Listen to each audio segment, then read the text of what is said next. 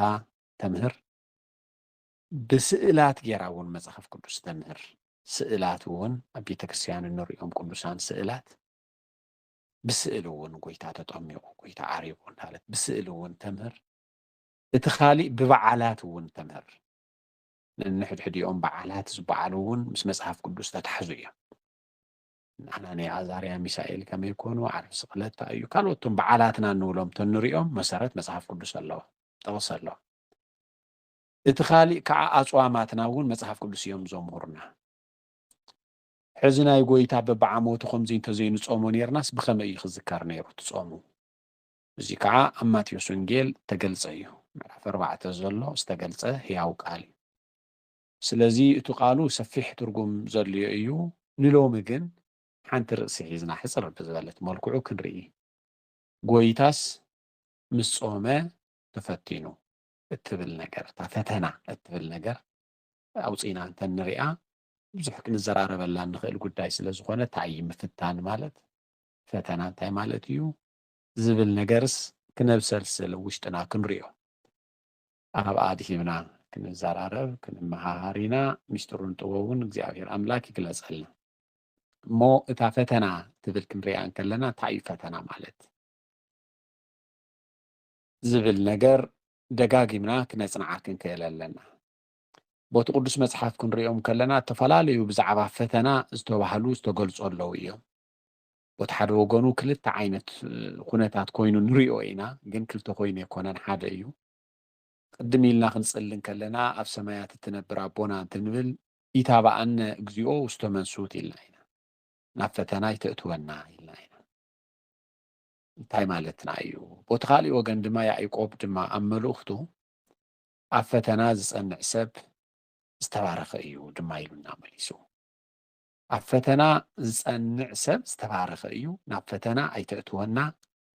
ኣይተእትወና ኣጽንዓና ዝብሉ ቃላት እንትንሪኦም እንተለና ኣፈላላይ ዘለዎም ኮይኑ ኢና ንርኢ ግን ኣፈላላይ ሃልይዎም ኮይኮነስ ብምንታይ ኢና ንርድኦ ትብል ሕጂታ ፈተናስ ብደንብ ጌርናስ ክንፍትፍታ ኣለና እቲ መጽሓፍ ቅዱስ ሓደ ግዜ ብታሪክ ብርክ ንሪኦ ኢና ካልኣይ ከዓ ንንሕድሕድአን ቃላት እናውፃና እውን ክንሪአን ክንክእል ኣለና ምስ ህይወትና ክነስተማቕሮ ክንክእል ኣለና ናባና ክነምፅኦ ክንክእል ኣለና ከመይ ኢና ክንብል ጥቕሲ ዝበሃል ንሰብ ኣባላሽዎ እዩ ብሓቂ ንምዝራን ከም ህዝበ ክርስቲያን ማለት እዩ ምዕራፍ ቁፅሪ እዚኣ ምዕራፍ እዚኣ ትበሃል ዘረባ ሃዋርያት ምዕራፍን ቁፅርን ገይሮም ኣይኮኑን ጽሒፎሞ ብመሰረቱ ቁፅርን ምዕራፍን ዝተገብረ ንመናፍቃን ከምና ኣርዮስ ዝኣመሰሉ ቆንጢሮም ጥቕሲ እናውፅኡ ምዝራብ ምስ ጀመሩ ንዓኣቶም መልሲ ንምሃብ ተባሂሉ እቲ ምዕራፍን ቁፅርን ዝተገበረሉ ሊቃውንተ ቤተ ክርስቲያን እንተምህሩ ከመዝ ይቤ ማቴዎስ እዮም ዝብሉ ከመዝ ይቤ ጳውሎስ ማቴዎስ ከም ዝበሎ እዩ ምዕራፍን ቁፅሩን ተደሊኻ ካብ ምዕራፍ 1 ጀሚርካ ክሳዕ ምዕራፍ 29 ዘሎ ኣንብቦ ሙሉእ ማቴዎስ ወንጌል ቁንጥረ ኣቢልካ ከምዚ ከልቢ ዝኾነ ደብሪ ኣቢልካ ሕዝ ኣቢሉ ዋንዳ ጎየን ደገ ዝወፅእ ዓይነት ክንከውን የብልናን ጥቕሲ ኣረይቲ ጥቕሲ ክንከውን የብልናን መሰረቱ ስለዚ ነንሕድሕድኡ ቃላት እናፈትፈትና ክንሪኦ ክንክእል ኣለና ፈተና እንታይ ማለት እዩ ናብ ፈተና ኣይተእትወና ክንብል ከለና እንታይ ኢና ናብ ፈተና ይንኣቱን ንምንታይ ኢና ንፍተን ዝፍትነና መን እዩ ዝብሉ ነገራት ኢና ኣእምሮና እቶም ሕቶታት ነምፅኦም ማለት እዩ ናብዚ ዓለም እዚ ዝመፀናዮ ክንፍተን ኢና መፂና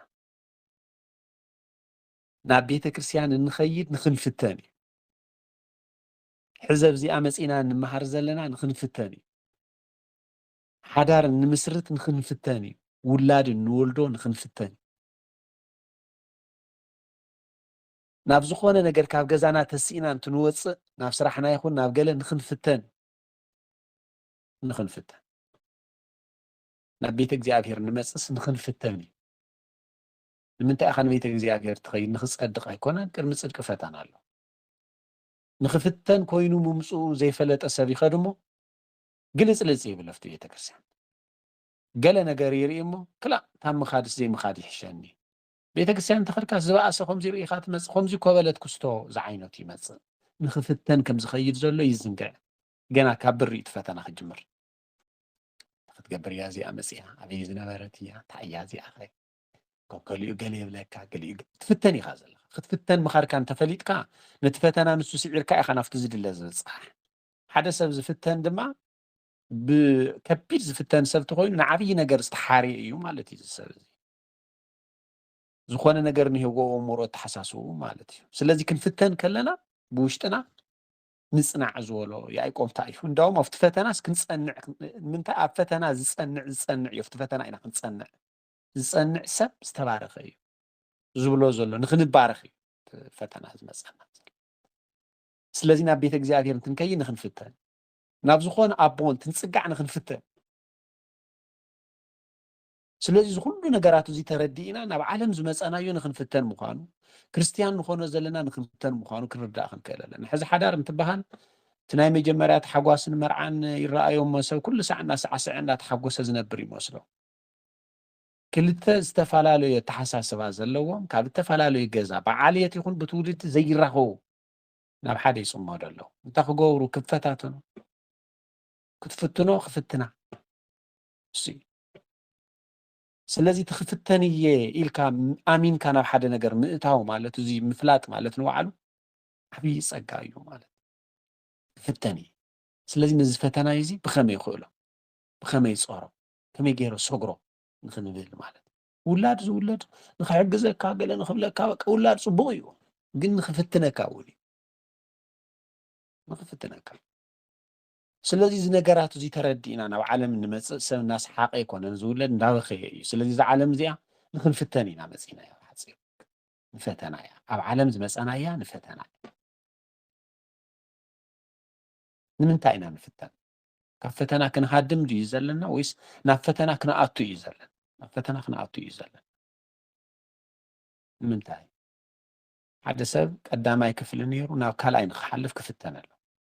ኣይ ኣነ ክፍተን የብለይ እንተኢሉ ቀዳማይ ኮይኑ ይኽነበር ስለዚ ካብ ሓደ ነገር ናብ ሓደ ነገር ንኽንዓቢ ክንፍተን ኣለና ትንፍተኖ ዘለና ሲ ንዕብየት እዩ እንደልዮ ነገር ንኽንረከብ ኣብ ዓለም ተፈቲና እዩ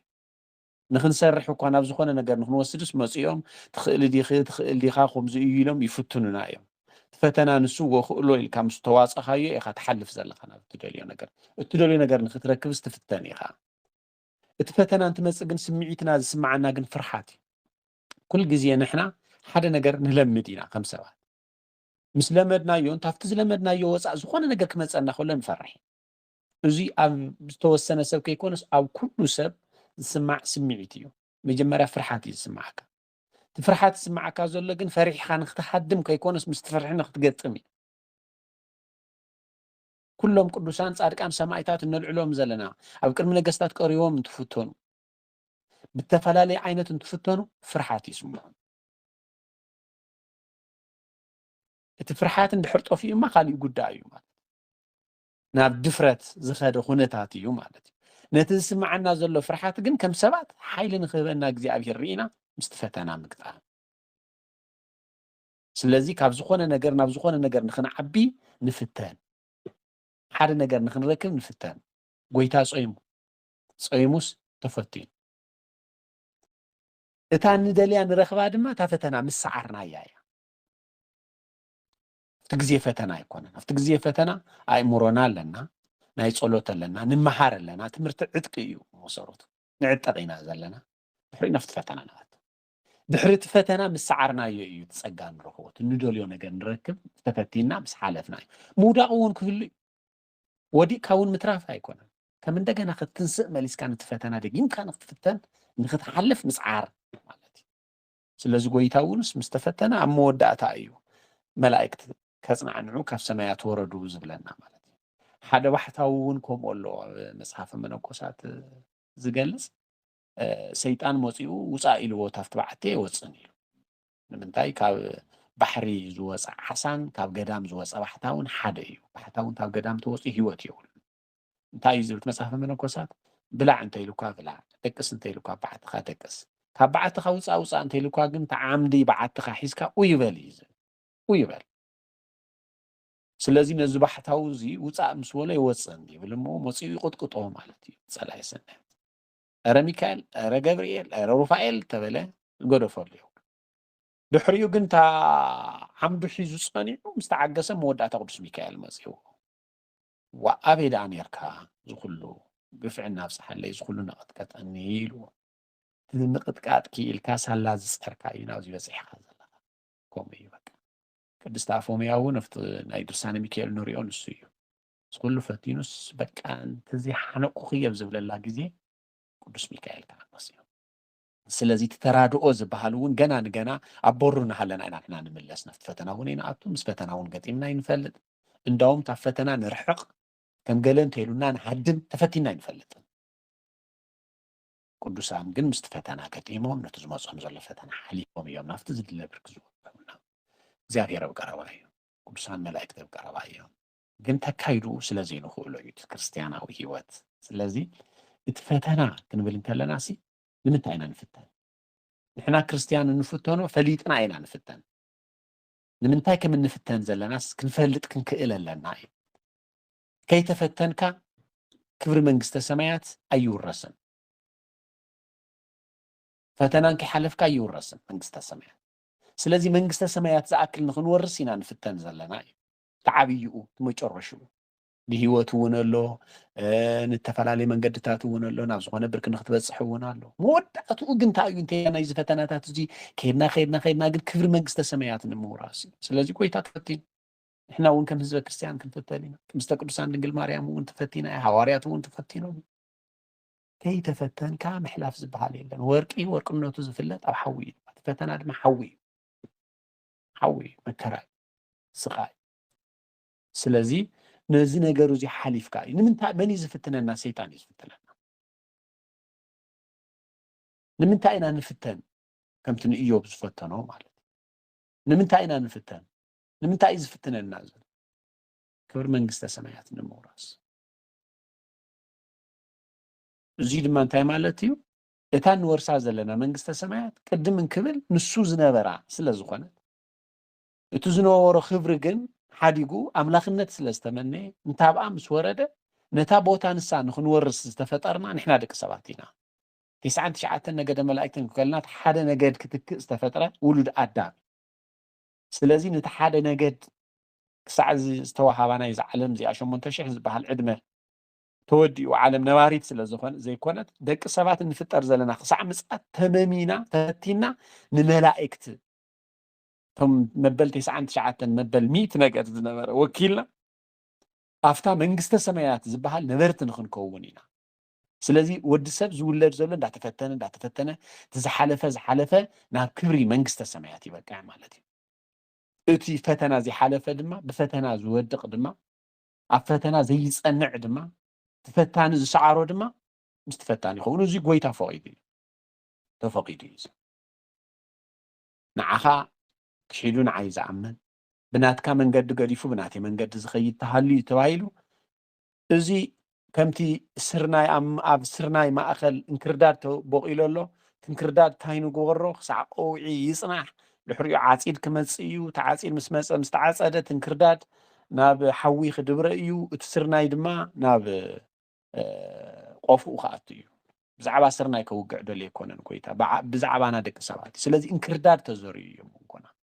ሕዚ እንክርዳድ ከይንኸውን ኢና ንፅዕር ዘለና እንክርዳድ ከይንኸውን እንክርዳድ ንምግብነት ይኸውን ንመስተ ይኸውን ንገለ ይኸውን ንሓዊ እንተዘይኮይኑ ስለዚ ንሕና ፅሩይ ስርናይ ንክንከውን እንታይ ክንገብር ኣለና እቲ ፈተና ዝመፀና ነገር ስዒርና በዲህና ክንወፅእ ክንክእል ኣለና ስለዚ ቅድሚ ናብ ጾም ምእታውና ንፀውም ዘለና ንክንፍተን እቶም ፈተናታት ክዓብዩ ክንእሱ ይኽእሉ ከከም ዓቕምና ከከም ብርክና ከከም ዝበፅሕና እዩ እንደ ዓበና ብዝኸድናሉ ግን ዓብይ ፈተና እውን እዩ እንዳገጠመና ዝኸይድ ግን ናበይ ከም እንኸድ ዘለና ስለንፈልጥ ነተብጥቃና ዘሎ ፈተና ነቲ ቅድሜና ዘሎ እንዳቋመትና ክንሪኦ ከለና ግን በዙ ፈተና እዚ ናይ ዘለዓለም ህይወት መንግስተ ሰማያት ምርካብ ማለት ግን ጸጋ ኣምላኽ ተሓዊስዎ በረኸት ኣምላኽ ተሓዊስዎ ፍቃድ ኣምላኽ ተሓዊስዎ ዳ እምበር ዝመጣጠን ኮይኑ ይኮነን ስለዚ ቅዱሳን እዚ እንዳማዓደው ጥሜት ዕርቃን ቁሪ መከራ ካብኡ ሓሊፉ እውን ተፈለየ ናይ ሞት መስዋዕትነት እንተመፀውን እናኸፈሉ تموصኦም ነገረ ከዓ ኢሎም መጣዒሞም ቃል ኣምላኽ እናሰምዑ ንቤተ እግዚኣብሔር ግቦኦም እናገበሩ እዮም ዝኸዱ። እዚ ክንብል እንከለና ካብ መጠን ንላዕሊ ሓደ ግዜ እንታይ እዩ ስራሕና ጎዲእና ገሌና ጎዲእና ተጓሳቂልና ገለ ኢልና ንኺድ ማለት ኣይኮነን። ኣብዚ እውን ፅንዓት የድልዮ እዩ። ኩሉ በዚ ትምህርቲ ንውድኦ ኢና ማለት ኣይኮነን። በቃ ዝመፀ ምፃ ከምዚ ናይ ባዕም ሆይ ነልዕለን ነበርና ሓትና ዝተዛረብኦ ዶ ገለ ዶ ንብሎ ነበርና ከምዚታት ኣይኮነን። ሕዚ ንጎይታሲ ድሓር ክንመፆ ኢና እምበር ናብ ቤት መቅደስ ድዩ ስታፍቲ ቤት መቅደስ ላዕሊ ስክውረድ ብዛዕባኻ ቅዱስ ተጻሒፉ እዩ መላእክቲ ክሕዙካ እዮም ዶ ክድግፉካ እዮም ተባሂሉ እዩ እዚ ተጻሕፈ ጽሑፍ ንዓኻ እንተኮይኑ ካብዚ ቤተ መቅደስ ውረድ ኢልዎ እዩ እኮ ጎይታ ካብ ሰማያት ዝወረደ ስታፍቲ ቤተ መቅደስ ንምውራድ ኣብያቶ ይኮነን ግን እግዚኣብሔር ኣምላኽካ ይትፈታተን ኢልዎ ሕዚ ፈተና ክበሃል ከሎ ሞሊሱ ጽንዓት የድልዮ እዩ ማለት ስእልካ ቤሎ ፈተና እንዳልካ እንዳደለኻ እናጎይኻ ምእታው ማለት ኣይኮነን ጽንዓት የድልዮ ፍልጠት የድልዮ እውቀት የድልዮ ስለዚ እቲ ኩነታትና ርድኢት የድልዮ ንእግዚኣብሔር ኣምላኽካ ይትፈታተን ማለት እንታይ ማለት እዩ ከምዚ ናይ ባዕም ሆይ ዝብልኦ ነበራ ወፂኻ ስኢልካ ዘይኮነ ከምኡ ኣይኮነን ጥበብ ኣለዎ እዩ መንገዲ እግዚኣብሔር ካልእ ሓንቲ ሓፍትና ሓቲታትነ ነይራ ከምዚ እዩ ትንቢት ዶ ገለ ዶ ይብሉታ እዮም ዝብል ሽዑ ሽኩል ኢለ ስለ ዝነበርኩ ሕዚ ኩል ግዜ ዘምህረና ዘሎ ሰብ ዝዛረበና ዘሎ ሰብ ብፍሪኡ ንፍለጦ ብፍሪኡ እንዳተጻረፍካ ዘይኮነ ቃላት እናውፃኻ ቦታ ሓደ ወገኑ ብፀርፊ እጆኹን ኣለኹ ቅድሜ ክትብል ቦታ ሓደ ወገኑ ነቲኣቶም መሲልካ ነቶም ዝብሉ ዘሎ ከምዚ ዝበሃል መንገዲ እግዚኣብሔር የለን ከምዚ ዝበሃል መምህርነት የለን ከምዚ ዝበሃል ነብይነት የለን ትንመሃሮ ዘለናስ ንእሽቶ ውሕዝ ነብሎ እሞ ኣብ እሙሮና ኣቲና ነቲ ዝዛረበና ዘሎ እንታይ ዓይነት ቃላት እዩ ዘውፅእ ዘሎ ከመይ ዓይነት ምክሪ እዩ ዝበና ዘሎ እንታይ ዓይነት ኣስተምህሮ እዩ ዝበና ዘሎ ኢልና ክንፈልጥ ክንክእል ኣለና በቃ ሃዋርያት ሓቲቶሞ እዮም እንድሕር ኩላቶም ሓደ ኮይኖም እቶም ሓሰውቲ ሃዋርያት ይኹኑ እቲኦም ይኹኑ በጊዕ እንተኮይኖም ጨጉሪ በጊዕ ተኸዲኖም ማለት ጨጉሪ በጊዕ ከምዚ ተኸዲኖም ክመፁ እዮም ማለት ኣይኮነን በቃ እታ ናይ መወዳእታ እዋን ትመፅእ ተኹላስ በጊዕ እያ ከምዘላ በጊዕ እምበዕ ትብል በጊዕ እያ እታ ተኹላ በጊዕ እንፈለያ ደኣ ብምንታይ ኢና ክንፈልዮም ኢሎም ሓቲቶም እዮም ንጎይታ ብፍሪኦም ኢሎም ብፍረ ኢና ንፈልዮ ንሓደስ ብፍሪኡ ብቃላቱ በዘራርቡ ስቁ ኢሉ ብዓልየት ኣይመርፅን እግዚኣብሔር በዘራርቡ በኣንደበቱ ቃላት ናብ ኣእሙሮና እንትኣቱ እንከሎ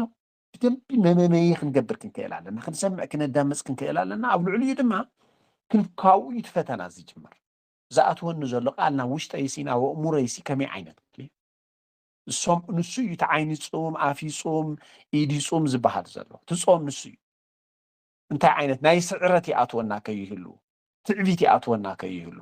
ዘይኮኑ ቃላት ይኣትወና ከይህሉ እዚታት ናብ ውሽጥና ይኣቱ እዚኣቶም ናብ ኣእሙሮና ምእታው ማለት ልክዕ ናይ ስዕረት ምብላዕ ማለት እዩ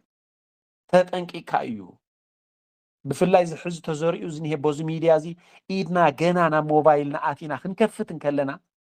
እንታይ እየ ክሰምዕ ናብ ኣእሙሮይ እንታይ እዩ ክኣትወኒ ኢልና ክንሓስብ ክንክእል ኣለና ትዝዓበየ ናይ ቃላት ዓለም ትጠፍእ ዝኾነት እያ ሚሳኤል ዝበሃል ተሰርሑ ሲ ዓለም ከጥፍ እዩ ሚሳኤል ዝበሃል ቃል ወዲ ሰብ እዩ ብቃል ወዲ ሰብ ዓለም ትፈርስ ብቃል ወዲ ሰብ ዓለም ትድሕን ቃላት እዩ እቶም ናባና ብሞባይል ተቆሪፆም ዝውርወሩ ዘለዉ ቃላት ናብ ውሽጥና ንኽኣቱ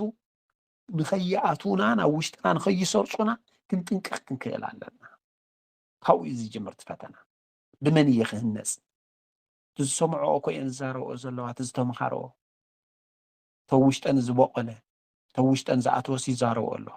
ንሳተን ኮ ይኮናን ዝዛረባ ትዘምህረን እዩ ዝዛረብ ዘሎ ኣብዚኣ ሕዝተን ነውግዕተን ንምሃሃር تا ززاربا زلو خو انا باخات كنت متصل نسخ عوشتخن اندحر اتيا خوينا تقبل كنا انت خنكن نسخات كنت تزاربا خلخن كاع نسايخ كنت تزاربا مالت سلازي زي تزرق مالت كابزي زي جمرت فتنا تخن سمع ان كلنا مسمع مالت عبي نغري مسينا خو فيلنا حزي كفيتنا نسمعو زلنا قليل اذننا اينا هينا زنينا أيمرنا إنا هيبنا نينا هلينا إنا هيبنا نينا برنا إنا خفيتنا نينا سلازي كل كذي بفلاي بز ساعات زيت نك خن جورو لزلنا تميسائل مالتنا نحد حجنا يزلنا موبايلي موصي يبينا حجنا يه أتينا إنا بك أفتنا سلازي نايمن تشكامي يه نايمن مباصح يه كنبل لنا أبزع عمره مقيا يكونن وي سلازي بزح يكونن وي جلس سلازي ولا يكونن تون قالوا تمسار حتى تنقربهم زلنا بقى نشتون نسمى زناقع سلازي أبعتهم كوينه موجودام كوس إلهم كوفي لهم كنداسي يبلهم قلي يبلهم كويهم توم كل سنة بوتاتنا زنورو تبعتهم كوفي لهم في سلجو مزمور مالتكو زي ما طرح كو يكون مزمور مالتكو مزمور داويت نقولو زلنا كو دغام كو أونا زبسمايات يتقدس اسمك مالتكو زي ما أيو مزمور زيك دوغمو خلو أونا زبسمايات يتقدس اسمك أونا زبسمايات يتقدس اسمك እንዳበል ሓደ ዋሕታ ውሶ ይደጋገም አንተ حلف እንደው ተተባለስ እንዳት ዓመትን እንደው ይሉ ይባሃል ታይ ማለት እዩ እዚ ቅዱሳን በቃ ከምዝ ናህና እንደልዮ ተፈላለየ ነገራት ይሄ ዋዕዋዕታ ዘብለጭልጭ ነገራት እሱ ይኮነን ህዝብ ሰዓት እዚ ዘዘከረ በዝሕውን አይኮነን እግዚአብሔር ዝሪ ውሕዳት አብርሃም ቅድሚ እግዚአብሔር ደው ኢሉስ 5 እንተሃለውኻ 10 እንተሃለውኻ መማሓርክዎም ቅዱሳንስ 5 6 እዮም ሲሎም ነው ሓደ እዮም ሲሎም ስለዚህ ንሕና በየኑ ኢና ኢልና ክንሓስብ ፈታኒ ዝኾኑ ቦታ ምዃኑ ክንፈልጥ ስለዚህ ከኣስራት ሓሳበይ ከም ፍቃድ ኣምላኽ ታፈተና ትብል ኢና ንርኢ ዘለና ታርእስና ስለዚህ ታፈተና ንብላ ዘለና ናይ ጎይታ ተፈቲኑ ኢልካ ዝፅወም ጥራሕ ከይኮነስ ንሕና እውን ከም እንፍተን ክንኣምን ኣብ ፈተና ክንፀንዕ እቶም ፈተናታትና ፈሊጥና ድማ ሕጉሳት ኮይና ተቐቢልና ክንሰግሮም ንንሕድሕድ ድማ ጥንቃቐ ድማ ከም ዘድልየና أي كابسان كرزي أو فصوم كتر في الليل زمز أدعيم صامبريلنا نافرانا زناقع نقراتنا زناقع كيخون ونا تتنققنا بلهاتن تقابن يلي نوزي ككم كونتاتنا أيوة ككم نافرانا حدثنا أنا بزول لخو بوتا خوينس بزعبان عايز تعملني طرح أنت تزاروك وخمتنا تيجي لخو دما خولي خلت خالي مالك تازتا محرنا إيات مهرتي نخنا تقبر مسيوتنا عينا نتحاحزا كل ساعة بنايسب هيوتي كنا نزينا نقيد ቀደም ብነቢያት ዝነበረ ኩነታትን በሐዋርያት ዝነበረ ኩነታትን ብሊቃውንት ዝነበረ ኩነታትን ሕዚ ዘሎ ኩነታትን ይፋላል ትምህርቱ እውን ብኡ ልክዕ ይዝፋላል ነቢያት ጎይታ ክውለዱ ኢና ወልዮም ምሁር ነይሮምስ ሐዋርያት እውን ክውለዱ ኢሎም ኣይኮነኖም ነይሮም ተወሊዱ ኢሎም ሐዋርያት ከምሁሩ ከለፍቲ ግብረ ሐዋርያትስ ጎይታ ኢየሱስ ጎይታ እዩ እና ወልዮም ምሁሩ ነይሮም ብዛዕባ ጎይትነቱ እዮም ምሁሩ ነይሮም ንምንታይ ኣብቲ እዋን ንሱ ዝነበሩ ቄሳራት ጎይቶት ንሕና ኢና ስለ ዝብሉ ነበሩ ጎይቶት ንስኻትኩም ኣይኮንኩምን ጎይታ ኢየሱስ ኢሎም ይምሁሩ ነይሮም ናብ ዘበነ ሊቃውንት እንተመፂና ድማ ዘበነ ሊቃውንት ድማ እንታይ እንዳበሉ ድማ ይምሁሩ ነይሮም ኣምላኽነቱ ይምሁሩ ነይሮም ንምንታይ እቲ ጎይታነት ተኣሚኑሉ ኣምላኽ ኣይኮነን ዝብሉ ድማ ከም ንኣርዮስ ስለ ዝመፁ ብዛዕባ ኣምላኽነት ሕዚ ኸ እንታይ ተባሂሉ ትመሃሩ ዘሎ ናይ ቅድሚ 20 ዓመት ዝነበረ ትምህርትን ሕዝን ይፈላለዩ ትወለዶ ነቲ ወለዶ ዝጥዕም ከመይ ጌርና ነድሕር እንታይ ክኸውን ኣለዎ ተባሂሉስ ምሕሳብ የድልዮ እዩ ስለዚ ዝኾነ ናይ ቀደም ታሪክ ሰሚዕና ሲ እቲ ታሪክ ምስናህና ኣዋዳዲርና እንተዘይኮንኩ ኢልና እንኸደሉን እንጓዓዘሉን ኩነታት ከይኸውን እውን እቲ ፈተና እንታይ እዩ ብኸመይ እየ ዝፍተን ዘለኹ ናብታ ሂወተይ እስኪ ከምፃ ምስታ ሂወተይ እስኪ ከረኣያ ምስታ ናብራይ እስኪ ከረኣያ ዝብሉ ጥበብ ከይድታት እውን የድልዩና እዮም ክብል ደልየ እዮ እሞ ሰማዕናዮ ኣብ እዝነ ልቦናና ይሕድረልና ኣብ ቀፃሊ እውን ቁንጥር እንዳበልና ታፍታ ማቴዎስ ምዕራፍ 4 ዘለዋ ተንዓበይት ርእሳት ኣው እንታይ እየን ከመይ እየን እውን ንሕድሕድ እየን እውን ናረኣና በብሰሙኑ ክንከዲና ኣንውሕ ቢለያ ይመስለኒ ነዛ ናይ ሎሚ ሰማዕናዮ ኣብ እዝነ ልቦናና ይሕድረልና ምስጢሩ ጥበቡን ይግለፀልና ወስብሃት ለእግዚአብሔር ክብል እሞ ታብኡ ቀፂልና ድማ ሕቶታት ተሃሊኩም